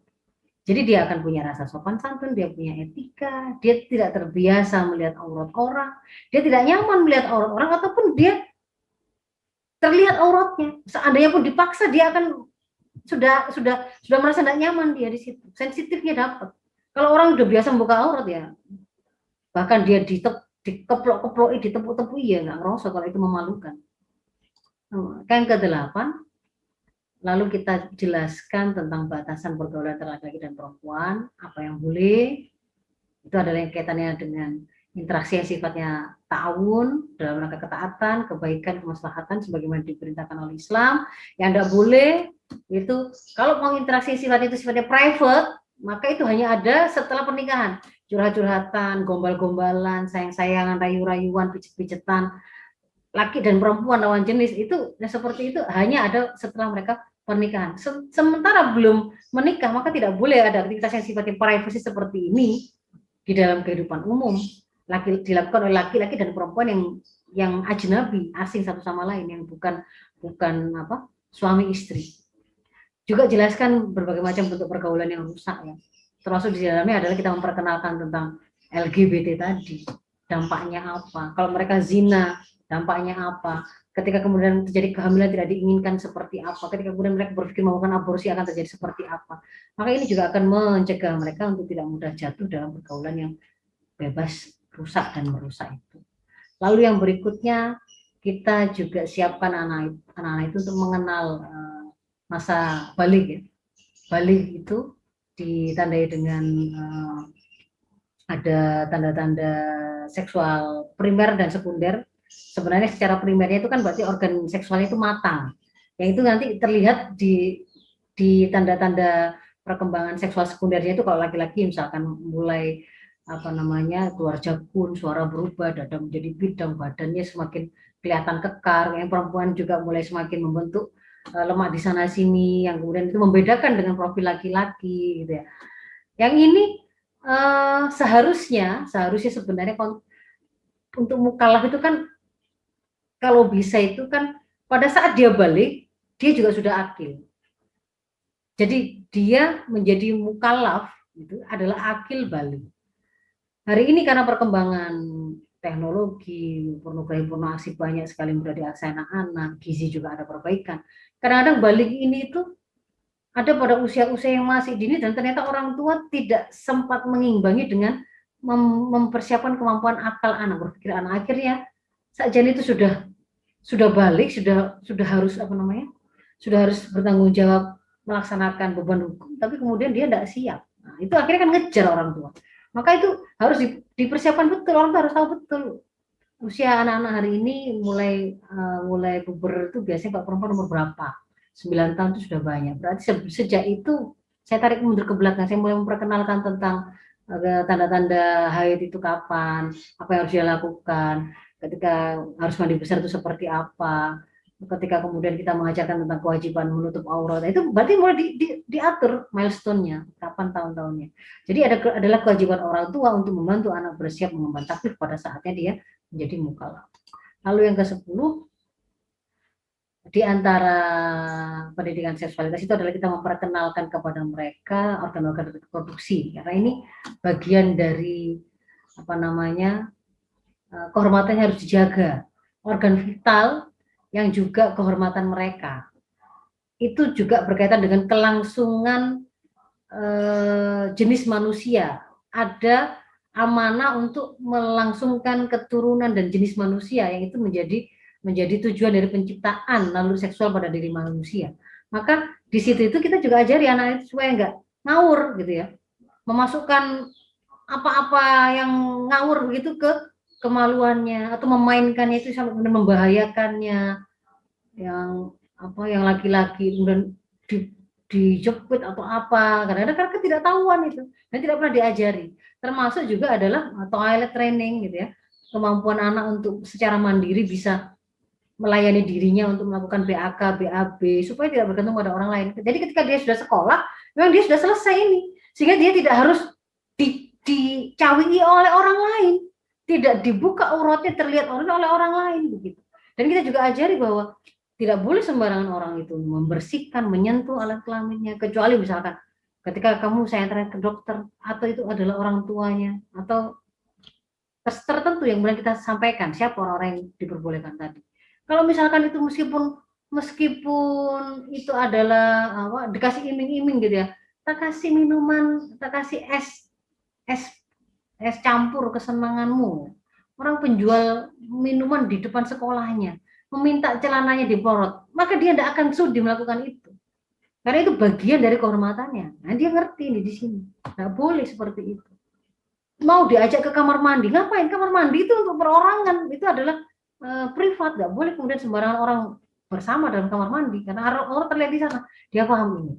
Lalu yang berikutnya, kalau perlu kemudian kita tambah dengan semacam, kalau itu anak-anak gitu ya, kita tambah dengan tips maupun simulasi bagaimana cara melindungi mereka. Kalau misalkan ada yang maksa narik-narik bajumu, megang-megang bagian tubuhmu, ini dan ini atau itu dan itu kita jelaskan dengan detail begitu ya, kita simulasikan. Maka berarti yang pertama kamu lakukan apa? Kalau ada orang lain, panggil orang lain itu. Kalau ada kamu coba teriak atau kalau kamu lari ya, itu kalau perlu kita ajarkan seperti itu. Atau nanti lari ke kantor guru, cari bu ini, ustazah ini atau bagaimana, itu yang kemudian menunjukkan orang yang kita percaya, itu mewakili orang tua di sekolah. Maka kalau kemudian kita juga mencarikan anak sekolah atau pondok pun juga kita harus pastikan memang penanggung jawab dari pondok itu ada orang yang bisa kita sebut, yang itu adalah orang yang kita percaya untuk mewakili orang tua. Dan untuk kemudian kita jadikan dia itu orang yang kita percaya mewakili kita, harus kita pastikan kita kenal dulu dengan sang guru tersebut, dengan beliau tadi. Nah, boleh hanya kita tahu saat itu saja dalam pertemuan yang sifatnya bahkan kita tidak bisa mengenalinya, tidak boleh. Mungkin kita bisa mendapatkannya melalui rekomendasi dari orang-orang yang sebelumnya sudah mondok di situ, lalu menceritakan bagaimana profilnya dan seterusnya. Itu lalu yang berikutnya itu adalah kaitannya dengan pendidikan seksualitas yang juga harus kita siapkan. Tetapi untuk melindungi generasi dari LGBT tadi, itu tidak hanya kaitannya dengan proses edukasi anak kita, menyiapkan anak kita. Karena dia nanti juga ada di sekolah, dia juga terjun di tengah-tengah masyarakat. Yang di tengah masyarakat itu warnanya akan seperti apa tergantung aturan yang diterapkan oleh negara. Maka di sini itu membutuhkan sinergi dengan tiga pihak ini. Kalau pelaku LGBT, predator seksual itu tidak mendapatkan hukuman atau sanksi yang menjerakan, ya akan banyak orang-orang yang akan keleleran mengintai anak-anak itu tadi karena dia tidak takut dengan sanksinya. Akan ada banyak orang-orang yang tetap memproduksi pornografi itu akhirnya menjadi pintu masuk anak itu jatuh kepada free sex, perilaku seks menyimpang. Termasuk juga kemudian komunikasi dengan sekolah, masyarakat dan juga negara. Jadi di sini ibu-ibu apa yang bisa kita lakukan itu sebenarnya adalah semua level perlindungannya, ketakwaan individu, yang itu dibangun basis awalnya pendidikan adalah di keluarga. Nanti kita kemudian koordinasikan dan sinergikan dengan sekolah ketika dia sudah masuk sekolah, kemudian kita memahami masyarakat itu adalah sekolah besar bagi anak kita, bahwa di sana ada interaksi-interaksi yang diatur oleh aturan yang ditetapkan oleh negara, diterapkan oleh negara, maka di situ ada yang namanya amar ma'ruf nahi munkar yang juga wajib atas kita untuk kita sempurnakan. Maka kalau misalnya kita menemukan di sosmed itu ada akun, ada grup yang itu grup LGBT Sumedang, LGBT Sidoarjo, kita bisa melakukan report grup, lakukan karena itu bagian dari amar ma'ruf nahi munkar, izalatul munkar yang bisa kita lakukan, menghilangkan kemungkaran yang ada di masyarakat. Meskipun kemudian ada tanggung jawab negara juga untuk menjatuhkan sanksi, menerapkan hukum yang benar, yaitu apa yang diminta oleh Islam, dan kalau kemudian ada yang melanggar, dijatuhkan sanksi sebagaimana ditetapkan oleh Islam. Demikian yang mungkin bisa saya sampaikan. Ternyata panjang juga Bu ya. Saya kembalikan kepada Bu Aini. Afu minkum ihdinas siratal mustaqim. Assalamualaikum warahmatullahi wabarakatuh. Waalaikumsalam warahmatullahi wabarakatuh. Alhamdulillah, Masya Allah, panjang sekali paparannya, begitu komplit, begitu luar biasa Islam dalam mengatur persoalan seksual pada anak-anak, keluarga, dan bagaimanakah solusi tuntas Islam ketika menghadapi hal yang hari ini itu Masya Allah mudah sekali kita temui di depan mata kita ataupun dimanapun ketika kita mendengar itu, baik berita dan lain sebagainya. Ustazah, ini ada 3 pertanyaan, tapi insya Allah ibu-ibu anteng semua ini mendengarkan paparan Ustazah, luar biasa, komplit begitu ya, Islam mengatur seperti itu. Alhamdulillah kita dapat ilmu banyak hari ini. Ini ada pertanyaan Ustazah, insya Allah maghrib itu lama ya, jadi mudah-mudahan ibu-ibu semua karena ketemunya itu sebulan sekali gitu, kita bisa menuntaskan pertanyaan ini. Mudah-mudahan ya Ustazah singkat, tapi insya Allah bisa menjawab semuanya. Dari Bu Fitri, Ustazah mau tanya bagaimana cara kita mengontrol atau memastikan anak-anak kita yang dalam posisi jauh dari kita, misalnya di pondok, agar tidak terpapar LGBT. Langsung yang 2, Ustazah saya baca sekalian. Dari Bu Kholisoh. Ustazah mau tanya batasan aurat anak perempuan umur 10 tahun dengan kakak laki-laki. Dan kemudian yang terakhir dari Bu Yanti, Ustazah mau tanya bagaimana cara tahu ciri anak yang ada kecenderungan lesbi agar tidak menjadi buruk sangka dan fitnah. Silakan Ustazah. Yang pertama, cara kita mau memastikan anak-anak kita yang jauh dari kita agar tidak terpapar LGBT. Sebenarnya ini sama dengan pertanyaan apapun yang tujuannya bagaimana saya memastikan anak saya di luar sana yang sudah tidak dalam jangkauan pengasuhan di rumah dalam pandangan kita sehari-hari gitu ya, karena dia entah di luar kota untuk kuliah, entah untuk mondok atau untuk ketika ketika dia masih di rumah tapi juga sekolahnya masih dalam satu kota, tinggalnya juga satu rumah, tapi ketika kemudian dia di luar, bagaimana saya memastikan mereka itu tidak melakukan hal-hal yang maksiat kan gitu kan sebenarnya. Sama LGBT ini kan salah satu saja. Bagaimana cara kita memastikan? Yang pertama itu adalah kita memastikan membentengi mereka itu dengan ijazah syahsiah Islamnya tadi, Ibu. Dengan memastikan profil kepribadian Islam itu sudah terbentuk. Nah, itu harus kita sempurnakan kan sebelum 14 tahun. Sebelum akil balik, ukuran maksimalnya adalah 14 tahun. Untuk akil balik itu kan maksimalnya kalau misalkan tidak ada tanda-tanda menstruasi, tidak ada tanda-tanda ihtilam misalkan, maka usianya itu batasan pakai usia itu adalah 14 tahun. Sebelum 14 tahun yang namanya profil syahsiah Islam, berakliyah dan bernafsiyah Islam itu harus sudah terbentuk. Nanti itu yang kemudian yang tadi saya terangkan di depan itu kan akan menjadi bahasa lainnya adalah dia senantiasa hidup dalam takwa. Takwa ini yang akan mengontrol mereka. Rasa takut dia kepada Allah, sadar bahwa dia senantiasa dalam pengawasan Allah, dia harus terikat kepada syariat Allah dimanapun dia berada. Orang tua lihat, orang tua tidak lihat, jauh atau dekat dari orang tua. Maka dia akan senantiasa taat karena keterikatan dia, kesadaran dia dengan Allah. Dan itu akan ketika semakin bagus kepribadian Islam anak, dalam arti kecukupan sakofah Islamnya itu juga semakin lengkap, maka dia akan semakin mengerti setiap perbuatan-perbuatan yang mau dia lakukan, yang salah tidak sah, yang halal, yang haram itu yang mana, yang seharusnya saya lakukan, yang wajib, ataukah yang haram itu yang mana, yang seharusnya saya tinggalkan, seharusnya saya lakukan, yang mana. Itu kan tergantung kepada bagaimana dia memiliki sakofah Islamnya. Semakin kita menyiapkan mereka dengan bagus, ya semakin baguslah kualitas kepribadian Islamnya, semakin baguslah kualitas takwanya. Termasuk juga kan nafsiyahnya. Bagaimana dia terasa untuk taat, ringan untuk taat. Mulai dari proses kita membiasakan sejak anak-anak, mendampinginya dia, menciptakan suasana.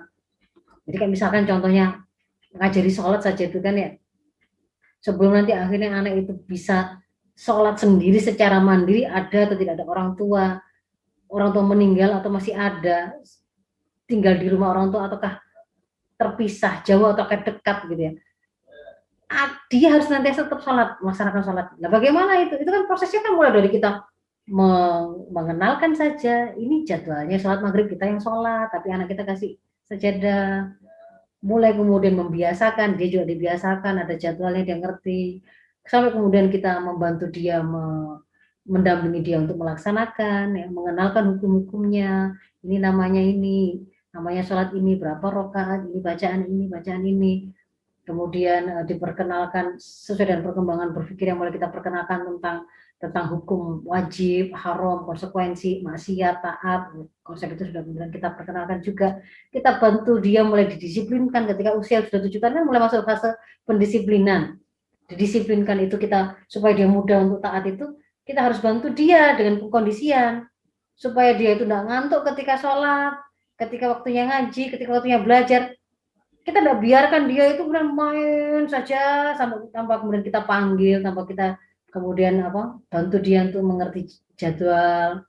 Itu kan pembiasaan, pendisiplinan. Saya mulai diperkenalkan sanksi hingga kemudian akhirnya dengan kemampuan berpikirnya yang semakin sempurna, dia mengenal yang namanya rasa takut kepada Allah itu secara mandiri, ya. Dia yang ngerti gitu. Dia bertanggungjawabkan sendiri, itu sesuai dengan prosesnya. Pada waktu dia sudah balik mukallaf, dia sudah ngerti itu. Nah, jadi sebenarnya sama seperti itu yang pertama, memastikan kita sudah membangun profil basis kepribadian anak itu, terbangun profil kepribadian itu sudah kuat dari rumah. Kalau ibu mau memastikan, mau menyampaikan, mengontrol, memastikan mereka aman itu adalah itu. Yang kedua adalah kita membentengi mereka itu juga dengan menitipkannya kepada Allah. Jadi kita akan mendidik anak itu bersama Allah. Kita menitipkan anak-anak kita dalam pengawasan Allah dalam bentuk apa? Doa dan tawakal kita menyerahkan anak kita itu kepada Allah. Kita selalu iringi anak-anak kita itu dengan doa terbaik terus. Kalau Allah yang menjaga, itu tidak pakai dibatasi ruang dan waktu, zaman, makan, tidak dibatasi oleh apapun karena kemampuannya lintas batas, termasuk kekuasaannya juga lintas batas. Kalau kita tidak bisa, misalnya anak kita membutuhkan pertolongan kita ketika dia ada di tengah hutan bersama temannya, kita tidak bisa. Ketika dia di luar beda kota, kita tidak bisa. Tapi kalau Allah, apapun dalam genggamannya, dia adalah sumber segala kekuatan. Maka kita mau mengontrolnya, mengamankannya adalah juga dengan menitipkannya kepada Allah dalam doa yang selalu nyambung. Doa kita kepada anak kita itu akan menjadi senjata yang melindungi mereka. Sangat mereka butuhkan. Yang lain lagi itu adalah pelajaran dari kisahnya Nabi Yusuf. Nabi Yusuf itu kan pernah saya bahas itu dalam sebuah topik di kajian Muslimat Tangguh ini waktu membahas tentang ayah, pemberian terbaik seorang ayah, kalau nggak salah judulnya. Itu di antara pelajaran yang kita bisa ambil dari Nabi Yusuf, kisahnya Nabi Yusuf itu kan, beliau kan satu saat kan hampir terjatuh pada aktivitas zina, maksiat yang itu berat ya. Dikatakan di surat Yusuf itu, walaqad hammat bihi wahamma biha. Yusuf itu Zulaikha itu yang perempuan itu sebenarnya sangat pengen berminat, sangat juga kepingin melakukan maksiat itu kepada Yusuf, dan mungkin dengan Yusuf sebenarnya laula an ra'a burhana rabbih gitu kan. Kalau saja Nabi Yusuf tidak melihat ada burhana rabbi di situ, ada tanda penjelasan Allah di situ, ayat Allah di situ. Apa yang dimaksudkan ketika kita membuka tafsir? Ternyata kita menemukan yang dimaksudkan hadir sebagai burhan Rabbi pada saat itu adalah Yusuf melihat penampakan ayah beliau, padahal beliau itu terpisah dengan ayahnya itu puluhan tahun, karena sudah terpisah sejak kecil, belum balik itu kan beliau kemudian dibuang ke sumur oleh saudara-saudaranya itu. Tapi hadir ayahnya, gambaran ayahnya, hadir dalam sebuah bentuk yang waktu itu digambarkan menggigit tangan begitu ya, atau memukul-mukul dada, yang itu pokoknya difahami oleh Yusuf itu adalah ekspresi ketidaksukaan orang tuanya, ketidaksukaan ayahnya pada apa yang dia lakukan. Dan kemudian di tafsir itu juga diceritakan kalau Nabi Yakub ya, ayahnya itu menyebut nama Yusuf, apakah kamu mau melakukan tindakan keji rendah seperti ini, padahal kamu itu adalah keturunan dari, disebutlah Nabi Ibrahim, itu menunjukkan ketinggiannya. Nah, pelajarannya adalah apa? Kalau kita ingin ternyata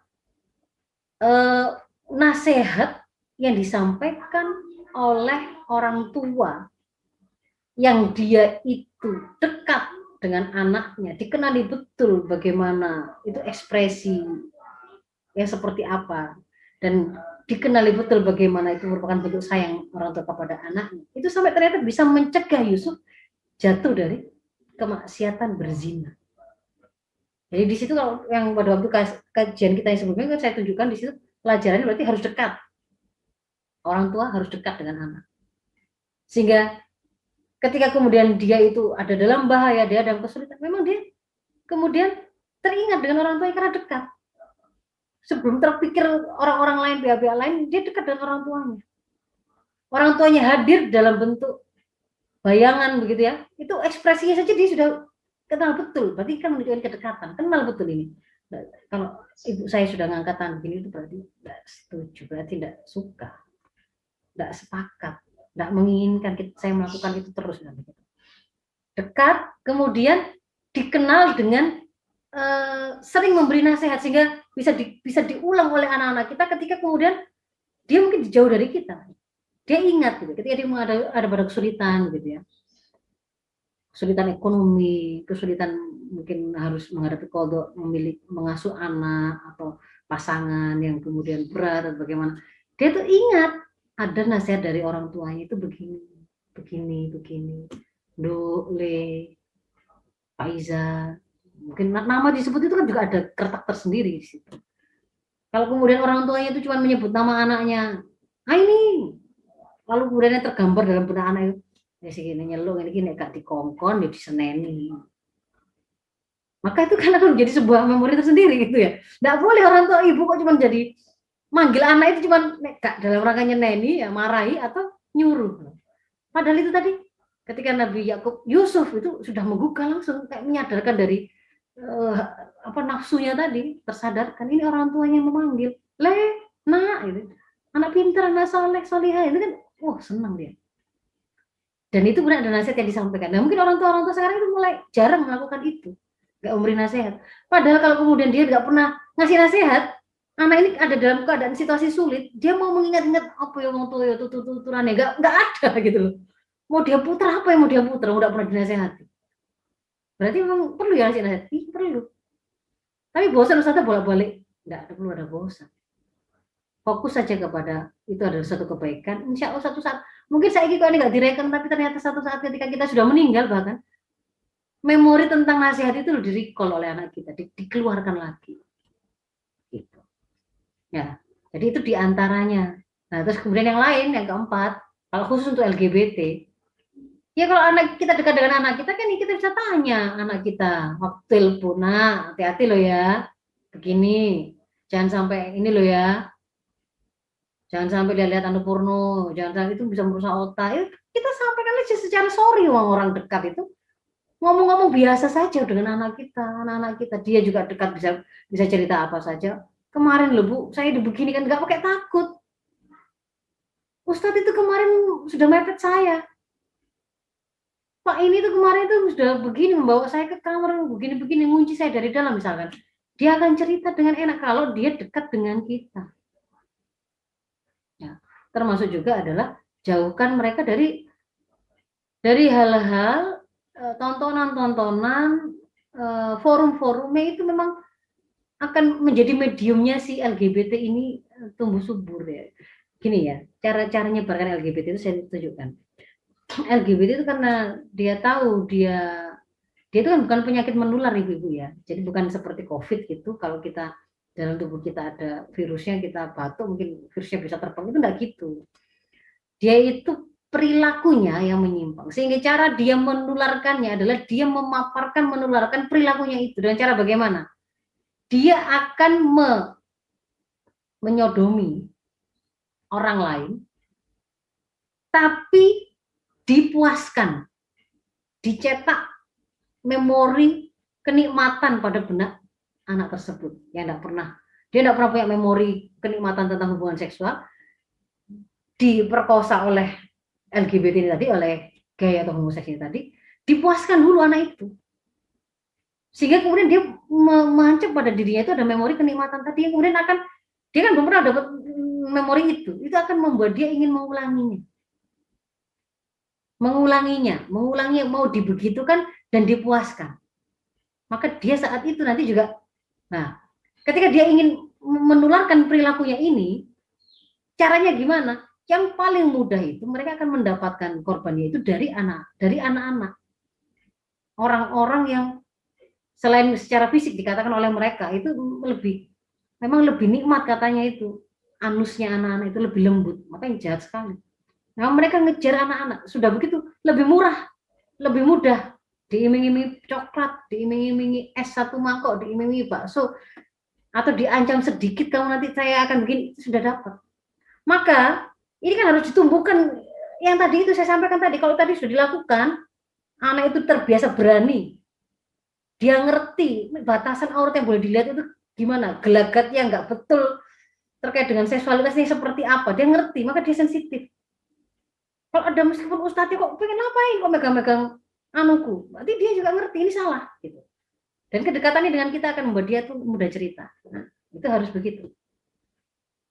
Jadi kemudian cara yang lainnya lagi si LGBT ini ya, selain dengan cara menularkan tadi dengan cara memuaskan, adalah dia memberikan apa namanya, dia berusaha memasukkan konten-konten melalui novel, tulisan, film, lagu, iklan-iklan, ataupun apa saja gitu ya, yang isinya itu mempropagandakan bahwa yang namanya menjadi lesbi, gay, atau homo, biseksual, transgender itu normal, itu enak, itu lebih menyenangkan, lebih menguntungkan daripada menikah dengan istri cerewetnya minta ampun tentang nafkah. Ini kalau yang ini enak, nggak harus kemudian dinikahi, boleh hanya jadi apa, simpanan. Para bapak-bapak yang sudah mapan itu kan begitu. Dengan istrinya dia sudah bete, kenapa? Istri itu banyak tuntutannya. Ya ini enak, ini gampang rambutan-rambutannya. Sudah bisa memuaskan juga gitu. Nah, itu difilmkan yang membuat anak itu akhirnya ketika dia mengakses itu, makanya kalau dia mengakses bacaan itu tadi akhirnya merasa biasa. Oh ternyata memang ada ya orang-orang yang memang dia itu terjebak dalam tubuh yang salah, dan itu sebenarnya nggak salah loh, dia itu kehendak pencipta, itu propaganda mereka. Maka jauhkan anak-anak kita dari produk-produk seperti itu. Begitu, saya kira cukup untuk yang Bu Fitri. Lalu batasan aurat. Jadi dalam Islam itu sebenarnya pelaksanaan hukum itu batasannya adalah mukallaf atau ghairu mukallaf. Hukum itu semua sudah berlaku, wajib diberlakukan dan akan diminta pertanggungjawaban atas siapapun itu ketika dia sudah mukallaf. Ketika dia sudah mukallaf, sudah akil, sudah baligh. Jadi nggak mesti pakai batasan umur 10. Kalau anak ibu 9 tahun sudah akil dan baligh, sudah mukallaf ya, sudah menstruasi, maka dia berlaku hukum menutup aurat secara sempurna. Batasannya, kalau keluar rumah ketemu dengan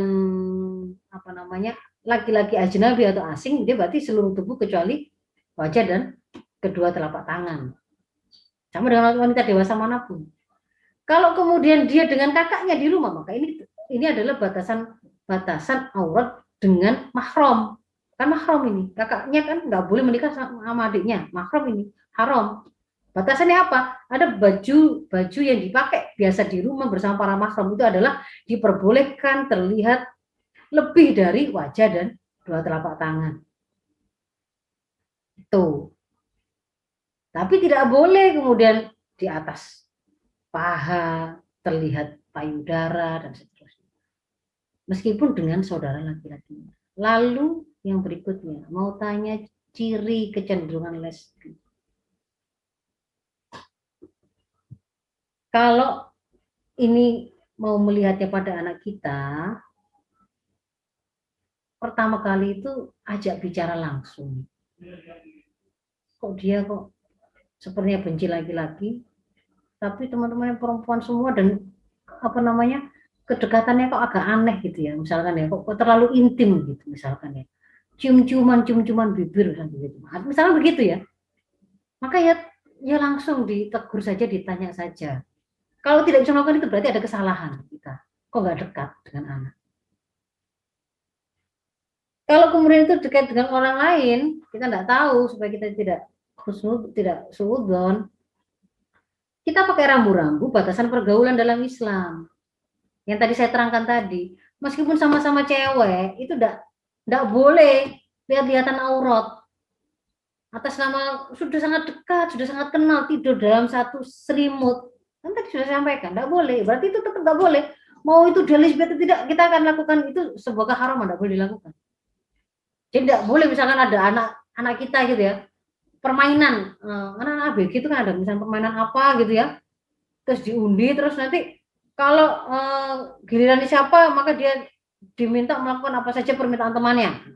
Misalnya permintaan temannya itu sesuatu yang haram, anak kita harus jelas, dia ngerti batasannya apa, dan dia akan kapan dia taat, kapan dia tidak taat. Kalau taatan lima makhluk maksiatil khaliq, tidak boleh taat pada makhluk manapun kalau itu dalam rangka maksiat pada Allah. Ya, jadi pakai ukuran itu. Standarnya adalah apa yang ada ditetapkan dalam hukum Islam. Itu Bu, 3 sudah pertanyaan yang saya jawab. Bu Aini? Masih ada pertanyaan yang lain ini mau dibaca? Atau sudah selesai? Sudah setengah 6. Iya, ada pertanyaan lagi nih, Dok. Tentang ini. Mungkin 5 menit aja, Dok. Karena ibu-ibu mungkin memang membutuhkan info ini. Memberi informasi kepada anak terkait pamannya yang gemulai. Nih, terus dari Bu Anita ya. Terus yang berikutnya adalah benarkah anak-anak yang kurang perhatian, kasih sayang. Assalamualaikum. Kasih sayang. Assalamualaikum. Iya, waalaikumsalam. Apa Bu Fatihah? Iya, mau bertanya. Bentar, Ibu. Ya, Ibu yang ngetik di Halo, sini apa Assalamualaikum. pertanyaan baru? Halo, Ibu. Ditahan dulu, disimpan dulu pertanyaannya, Ibu. Ya, karena keterbatasan waktu. Nanti bisa diketik di ini, di grup. Nanti kita bisa dijabri ke saya karena. Halo? Bu ini termut. Mohon maaf. Saya mau mute Bu Fatihah. Dilanjut. Ya, Halo? ya. Assalamualaikum. Bu Fatihah, mohon maaf. Iya, iya. Tidak bisa disampaikan sekarang. Ditahan dulu pertanyaannya karena kita terbatas waktu. Nanti Bu Fatihah bisa japri saya, J. Nanti kita lanjutkan lagi pembahasan ini karena memang pertanyaannya banyak banget. Mungkin 5 menit aja, Ustazah. Oke. Terkait pertanyaan yang sudah antri tadi ya. Ya, yang sudah masuk ya. Jadi kalau nggak mesti yang laki-laki gemulai itu pasti dia homo. Yang kemudian kita kira dia homo yang bagian cewek gitu misalkan, yang cowok bagian ceweknya. Ngerti maksud saya? Jadi laki-laki tapi jadi pihak istri gitu loh. Nggak mesti begitu ya, nggak selalu begitu, nggak bisa dilihat dari situ. Maka nggak usah mengira-ngira atau meyakini untuk menjudge seseorang itu homo atau tidak hanya dari situ. Nanti kalau suara seperti saya ini gagah, wah ini berarti ini apa? Jangan-jangan ini karakter suaranya memang begini karena ayah saya suaranya bagaimana, ibu saya bagaimana. Suaranya tegas. Jadi seperti ini. Ya. Jadi nggak bisa dilihat dari warna vokal atau kemudian gaya yang gemulai ya. Ada yang memang laki-laki tulen tapi memang dia cenderung gayanya saja gemulai. Tetapi ada yang memang itu dibuat oleh dia ya, Jadi bisa jadi itu tanda, tetapi tidak bisa dibalik pasti gitu. Kalau ada gemulai pasti dia. Kemudian, jadi kalau memang kemudian beliau itu belum tentu LGBT, ya tidak usah dikaitkan dengan LGBT cara menerangkan kepada anaknya. Tidak menikah, fenomena tidak menikah itu tidak hanya karena dia itu LGBT, justru ada banyak homoseks itu ya, gay, yang dia itu menyengaja menikah dengan lawan jenis untuk kamuflase. Saya pernah menemukan juga itu, karena pernah dimintai bantuan untuk menyelesaikan itu gitu. Jadi dia menikahnya itu sebenarnya untuk hanya kamuflase saja, masih suasana manten anyar gitu ya. Dia kembali ke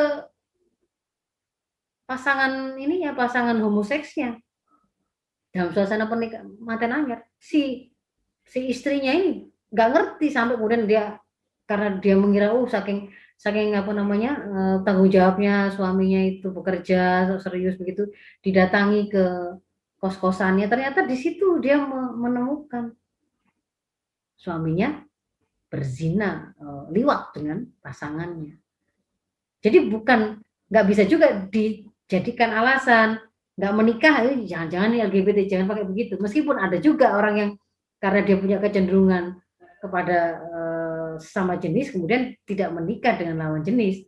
Padahal kalau mereka itu ingin kayaknya tidak dicurigai, biasanya malah menikah dengan lawan jenis itu untuk kamuflase, lalu supaya dia bebas, gak ditanya lagi kenapa kamu nggak menikah, kenapa kamu nggak ada pertanyaan itu, dia nggak repot.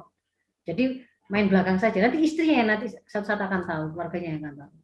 Jadi kalau mau menerangkan ini ya terangkan secara umum apa adanya, fenomena orang tidak menikah itu bagaimana, hukum menikah itu juga bagaimana gitu ya.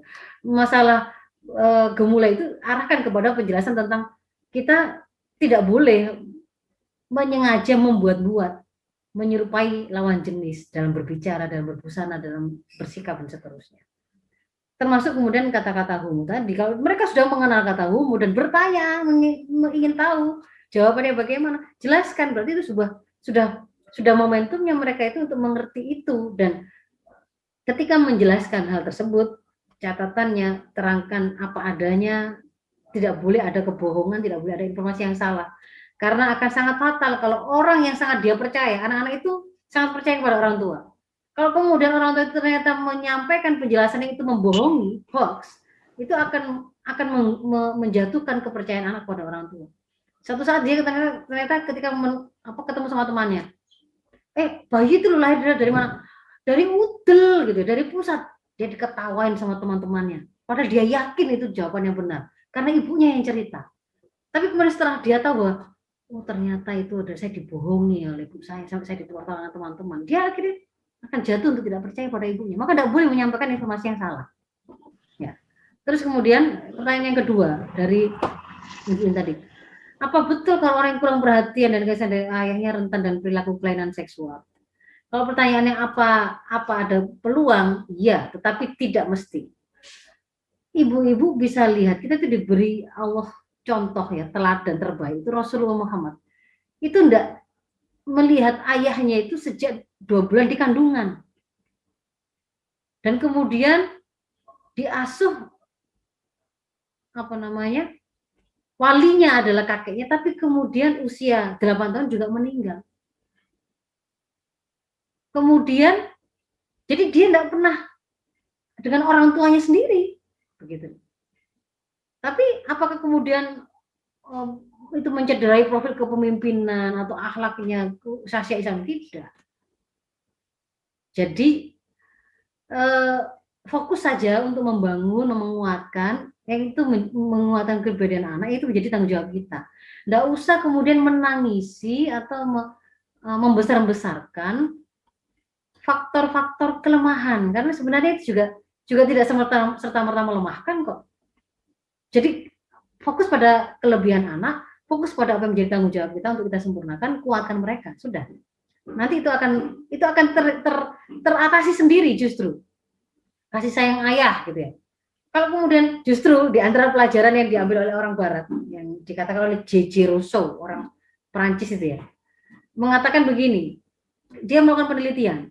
Ketika dia meneliti anak-anak yang sukses, itu ternyata sebagian besar dari mereka itu adalah anak-anak yang dibesarkan secara tunggal oleh ibunya, karena bapaknya itu sudah meninggal atau bercerai, sudah meninggal sehingga kemudian anak-anak ini tidak pernah lihat bapaknya, sehingga kemudian dia memberi sebuah kesimpulan bahwa pemberian terbaik seorang ayah itu adalah meninggalkan mereka itu ketika masih kecil. Kenapa kok begitu? Karena kemudian ternyata sang ibu itu jadi punya kesempatan untuk membangunkan profil ayahnya yang nggak pernah diketahui anak itu dengan baik, yang bagus-bagus itu dia gambarkan. Itu akhirnya menjadi penyemangat anak. Ayah saya menginginkan saya begini, sesuai dengan apa yang digambarkan oleh ibunya. Lah, bagi kita yang muslim, kita nggak kemudian ambil pelajaran ini berarti ngenteni yatim dhisik baru begitu. Enggak, itu artinya ketika suami kita itu pun masih ada, seandainya pun kemudian dia itu melakukan ketidakoptimalan dalam pemberian kasih sayang atau perhatian, itu masih bisa kita bantu gitu loh. Kita bantu bangunkan profil kepemimpinannya. Kalau dengan meskipun kita itu mengingatkan kelemahannya, itu tidak di hadapan anak. Ketika kita mau memutuskan suatu persoalan, sebenarnya itu kita sendiri sudah bisa memutuskan. Bapaknya sebenarnya enggak terlibat biasanya, tapi kita gayanya ketika menyampaikan ke anak seolah-olah itu adalah kebijakan dari sang bapak karena sayangnya sang bapak dan seterusnya, itu bisa loh dilakukan seperti itu. Jadi jangan menjadikan faktor kurangnya kasih sayang ayah itu terus jadi alasan. Akhirnya anak saya begini, enggak ada itu. Begitu. Bu Aini, sudah ya Bu Aini? Sudah ditutup? Iya Dok, alhamdulillah.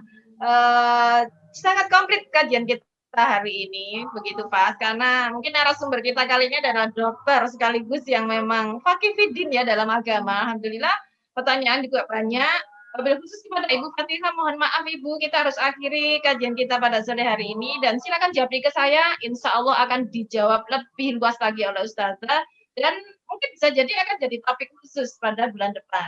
Baik Ibu-Ibu, seru sekali hari ini, ada yang nobar dengan Ibu-Ibu tetangga gitu ya.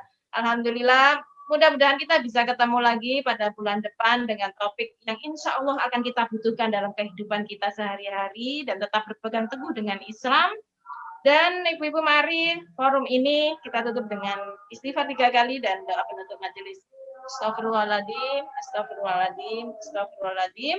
Subhanakallahumma wa bihamdika asyhadu alla ilaha illa anta astaghfiruka wa atubu ilaik. Bagi Ibu-Ibu, semoga bulan depan Jumat ketiga Ibu-Ibu tetap istiqomah untuk mengikuti kajian kita. Semoga kita semua tetap sehat, bersama keluarga tetap sehat. Mudah-mudahan juga ini Ustazah, makasih banget ilmunya sudah diberikan kepada kita. Ibu-ibu stay healthy, tetap istiqomah. Kita akhiri, wabillahi taufiq wal hidayah. Wassalamualaikum warahmatullahi wabarakatuh.